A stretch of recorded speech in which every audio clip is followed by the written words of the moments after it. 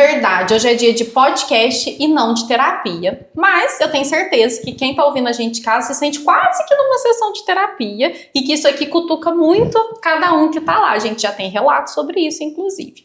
E hoje nós vamos falar sobre gestão e feminilidade. Como é matar um leão por dia e usando salto alto e maquiagem. Pois é, e a gente tá com a Isis aqui, que vai falar pra gente desse tema tão relevante em um cenário diferente. É isso mesmo. Vamos falar dos papéis que a gente tem que exercer, do nosso lugar dentro de casa, no trabalho, com os nossos filhos, e como que a gente, dentro da feminilidade, a gente consegue continuar com essa gestão sem perder a nossa essência. E o que é ser feminina, Isis? Quando a gente ocupa o nosso lugar, quando a gente senta no nosso papel, a gente consegue continuar com a nossa feminilidade. Feminilidade tem leveza, feminilidade tem acolhida, feminilidade tem sim a gestão do lar, mas a gente consegue ter toda essa convergência também no nosso ambiente de trabalho. Então, se estamos no nosso lugar, tem leveza e fica gostoso. Acaba que a gente se sente sobrecarregada às vezes porque a gente tem que pensar em tudo, né? Como é ser mulher, como que é ser feminina, ao mesmo tempo ocupar uma posição de gestão e ao mesmo tempo dar uma ordem e ser gestora de pessoas muito diferentes e isso acaba gerando essa sobrecarga, né? Eu acho que ela vem muito mais pela quantidade de coisa e pela cobrança interna do que, de fato, pela posição que a gente ocupa. Porque até parece um pouco contraditório, né? Eu tenho que ser feminina, mas eu também tenho que ser forte, e quando que isso se confunde um pouco, e aí vem essa sobrecarga, né, sobre nós. Você tem que ser independente, mas você não pode deixar de ser feminina, você precisa ser profissional, de sucesso, mas você não pode falhar, porque se você falhar, você é pior do que o outro. Então é muita cobrança externa que sobrecarrega o que a gente sente. Isso começa lá na nossa infância, né? Como que foi na sua infância? Como que foi o olhar do seu pai e da sua mãe para você?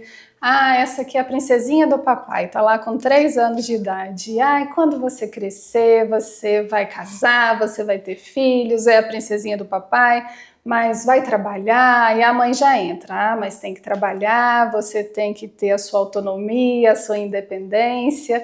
E aí fica num pêndulo, né? O pai falando ali, você vai ser linda, vai ser a princesinha, você vai encontrar o seu príncipe para casar, e a mãe hoje, nos dias já, né, pensando, não, você precisa de sua autonomia, você precisa de sua independência, você não pode depender de ninguém, você precisa poder desejar, correr atrás e conquistar.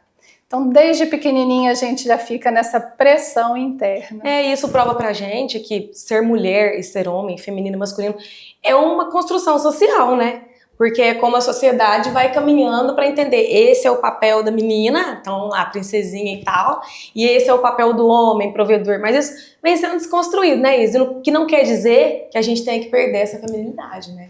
Eu ia até comentar, hoje em dia o acesso à informação é maravilhoso, ele ajuda muito, mas às vezes eu acho que até atrapalha.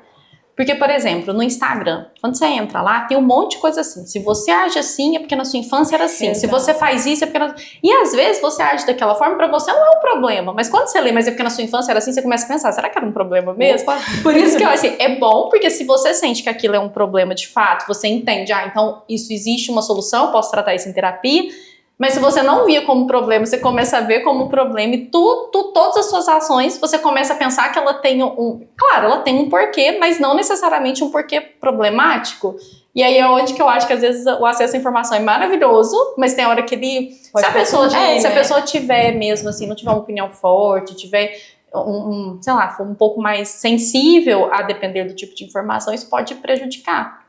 É o perigo da autoajuda, né? Você vai na internet, o sistema vai ler ali, vai fazer o seu algoritmo, aquilo ali vai, toda vez que você vai abrir, vai aparecer isso novamente, e você começa a achar até que aquilo é uma mensagem divina para você. Ah, isso está aparecendo para mim porque vai acontecer alguma coisa. A questão é, todos nós tivemos nossos traumas, todos nossos pais fizeram o que puderam, o melhor que eles puderam, não quer dizer que deu certo, mas o que a gente vai fazer com o que eles fizeram conosco? Então, daqui para frente, o que a gente vai fazer? Tá, aí você não precisa mais ficar nessa autoajuda, você não precisa mais ficar buscando ali os seus ganchos, o que de fato para mim faz sentido. E como que eu vou trabalhar com isso e o que eu quero fazer de diferente?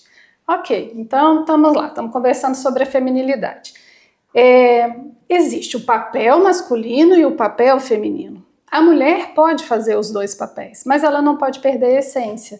Então, se ela ficar estruturando todo o contexto, é onde ela não vai dar conta. E aí a sociedade vende que hoje tudo é hiper, né? Você tem que ser uma hiper magra, as modelos hoje já é hipermodelo, você vai ver a academia, ela já é 24 horas, o supermercado já é hipermercado, a gente sempre tem que trabalhar no máximo. Performance, né? O tempo todo. A performance. Aí, então tá, você enquanto mulher na sua essência, quando você sai para trabalhar e você está produzindo, isso é um papel masculino. Mas ele tem que estar ali dividido durante o seu dia. Você não pode, eu sou a mulher que cuida da casa, aí eu também vou cuidar dos filhos, e aí eu não tenho estrutura nenhuma, eu não deixei ninguém em casa para me ajudar, para cuidar dos filhos, e aí eu chego do trabalho, meus filhos estão lá ainda por minha conta, eu não tenho um parceiro, eu não tenho uma estrutura, e aí 100% o tempo todo sozinha, não, a gente não vai dar conta. E se a gente está sobrecarregada, a gente está emocionalmente esgotado. Abalada. E é onde acaba refletindo nos relacionamentos, porque como que você vai ser uma esposa dedicada, uma esposa animada com relacionamento, uma mulher animada com relacionamento, se você se sente emocionalmente esgotado? Então, efetivamente, não ter esse suporte reflete ali no dia a dia do relacionamento, né? A nossa energia é uma só. Acordei de manhã, estou com a bateria recarregada e como eu quero distribuir durante o dia. Então, se hoje eu sei que após o trabalho você ainda vai ter um coquetel de trabalho, ou você vai chegar em casa e ainda tem uma apresentação da escola dos seus filhos, ou se seu marido está esperando que aquele dia é o dia do casal, você vai ter que ter esse dia aí mais equilibrado. Então, realmente, a energia é uma só, não vai sobrar. Ô Isis, a gente falou de relacionamento, mas a gente tem muitas mulheres que não têm relacionamento, ou mulheres que por questões sociais assumem todos esses papéis.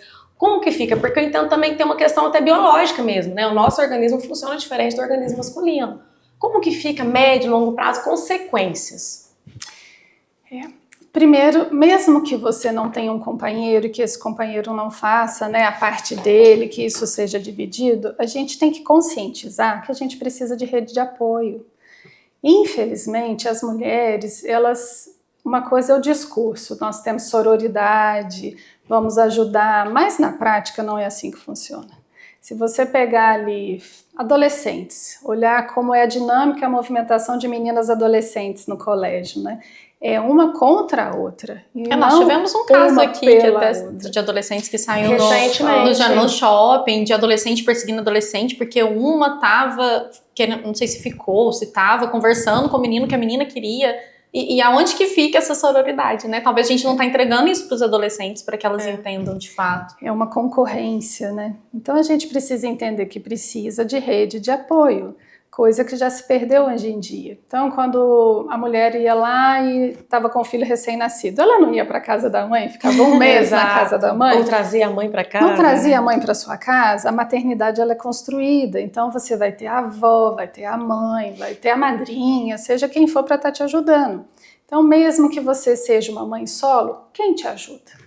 Você tem uma vizinha que o seu filho vai para casa dela até você chegar do trabalho e aí já chega em casa até jantado, não é? Já fez o seu jantar ali, você tem uma mãe que pode ir. Então, busque apoio. Tem que ter uma rede de apoio. Tem que haver um planejamento nesse sentido. Eu ia comentar que eu acho importante também a gente se conhecer. E saber se naquele momento que você tá sem paciência, que você tá mais irritado, se aquela falta de paciência, aquela irritabilidade tem realmente relação com o que está acontecendo no momento. Porque às vezes quando a gente tá sobrecarregado, uma coisinha minúscula tira a gente. É suficiente para tirar a gente do sério. E aí às vezes dá espaço para trás e falar, não, peraí. Estou irritada aqui, mas não é com essa situação. Até para não descontar numa outra pessoa, às vezes num colega de trabalho que não tem nada a ver com aquilo. A gente entender e às vezes falar, é importante. Eu não estou numa fase boa. Deixa eu expressar isso para as pessoas que estão comigo. Não preciso abrir, entrar em detalhes, mas às vezes falar, gente, Ou essa semana não é uma boa semana, eu quero ficar mais quieta, eu preciso de um tempo pra mim, porque isso evita um conflito, né? Eu acho que a gente trabalha com transparência, eu acho que isso também é importante. Até para evitar também todo aquele estereótipo da mulher histérica. Intolerância é termômetro de esgotamento. Quem está intolerante tem que entender que aquela gota d'água não é porque ela tá louca aquela semana, você é louca, você é histérica. Aquilo vem de tempos. Tem que ter um distanciamento para entender aonde que você está desequilibrando. Aonde que você tem que ter o seu momento para se reconectar com a sua essência. Você não tem que ser a Mulher Maravilha. E você também não pode ficar, aí a gente vai para essa polaridade. Você pode ocupar ali no ambiente de trabalho esse papel masculino e produzir, mas você depois tem que voltar para o seu lugar, para essa feminilidade, para onde você entende que você não tem o mesmo músculo que os homens têm, que você não tem a testosterona que eles têm para ir para a guerra, porque a gente volta mais esgotada para casa depois de um dia de trabalho. É biopsicossocial. O biológico é diferente, o psicológico é diferente e o social é diferente. Toda cobrança em cima da mulher é diferente. Como você vai lutar contra o seu biológico, o seu psicológico e o seu social? Porque você vai ser a Mulher Maravilha? É impossível a conta fechar. Aí não dá para competir com o que a gente vê na internet, né? Porque o postado, né, às vezes é muito inatingível.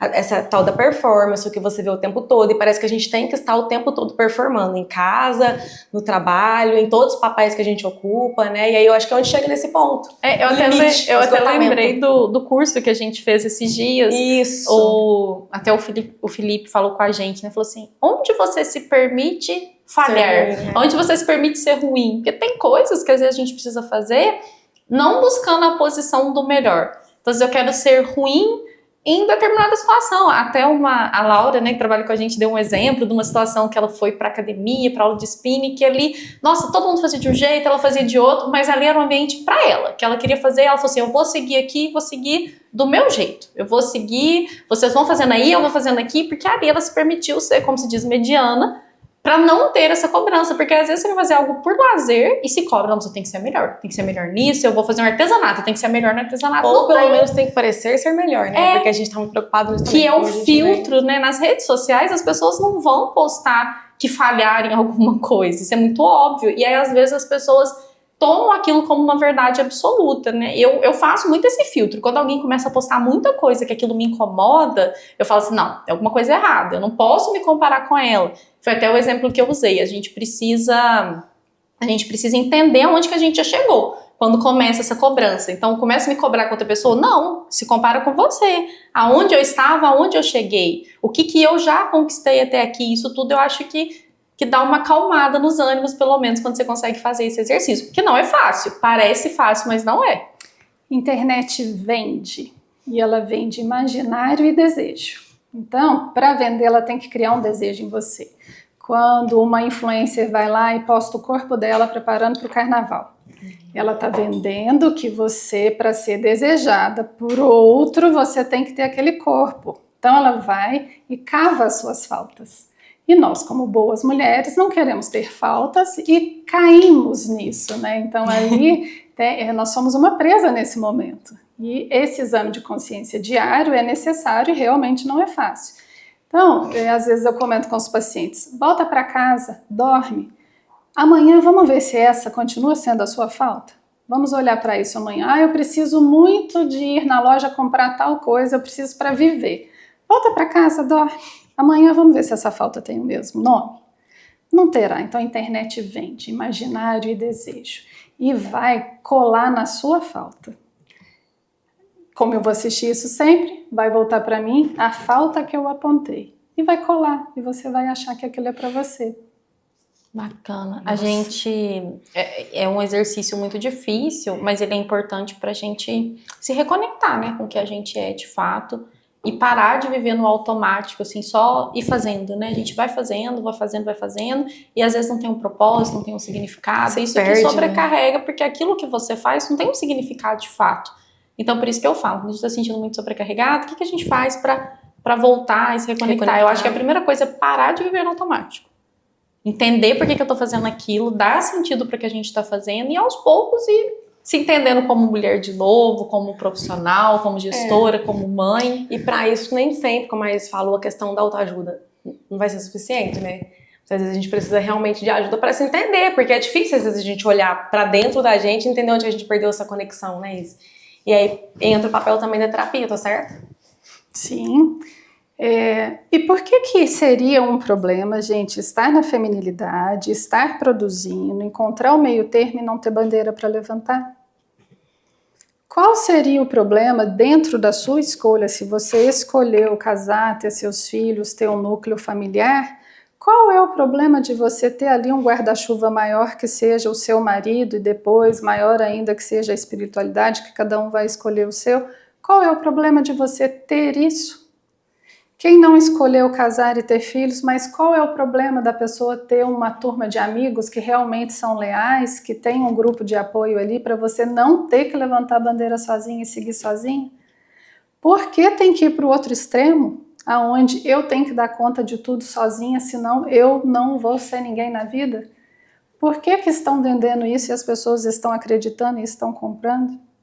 Qual que é o objetivo de deixar todo mundo tão abalado, tão fragilizado, precisando tanto de medicação, tanto de terapia?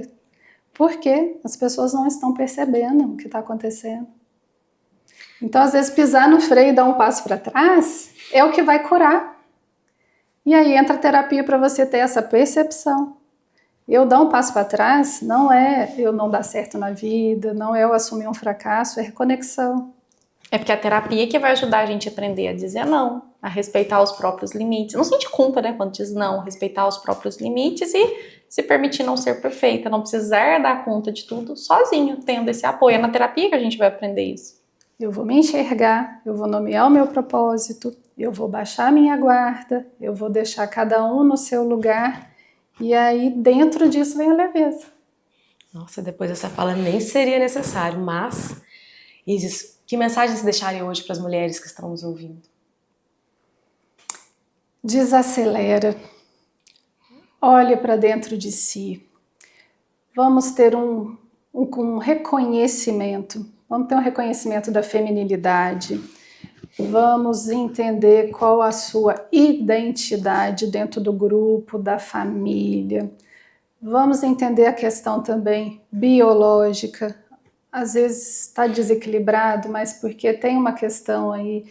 Às vezes a pessoa vai ao médico, vai clínico geral, psiquiatra, e já entra com medicação, sem ter olhado, sem ter feito um exame de sangue, que vai olhar como está a sua vitamina B, todas as vitaminas B, para ver se precisa repor, porque está te deixando deprimida.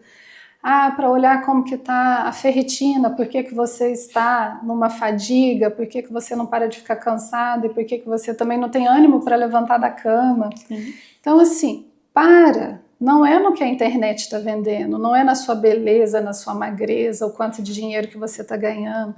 Então, biologicamente, como eu estou, deixa eu fazer um check-up.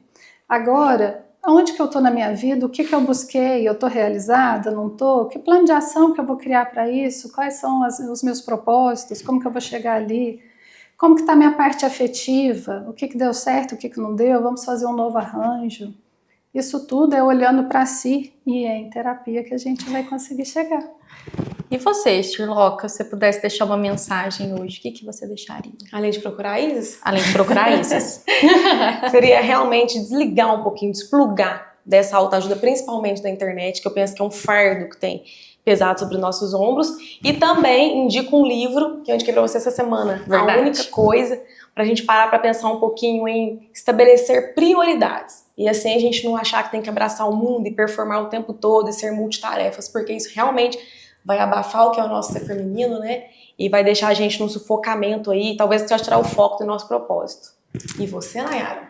Bom, se eu pudesse deixar uma mensagem, tem uma música que sempre que eu escuto, às vezes ela tá na minha playlist, então eu tô viajando, ela toca, eu arrepio. Toda vez que ela toca, eu arrepio num trecho em especial, uma música do Legião Urbana, que ele fala assim, né? Quantas chances desperdicei quando o que eu mais queria era provar pra todo mundo que eu não precisava provar nada pra ninguém. E eu acho assim, olha, até arrepiei de lembrar da música, porque eu acho que ela tem um significado muito forte. E o que a música traz num todo é exatamente isso, o paradoxo, né, da pessoa que ela entende que ela não precisa provar nada e ela tá tentando se redescobrir. Então, se eu pudesse deixar uma mensagem, né, e eu deixaria, seria: você não precisa provar nada pra ninguém, muito menos o tempo todo. O que tiver que fazer, faça por você.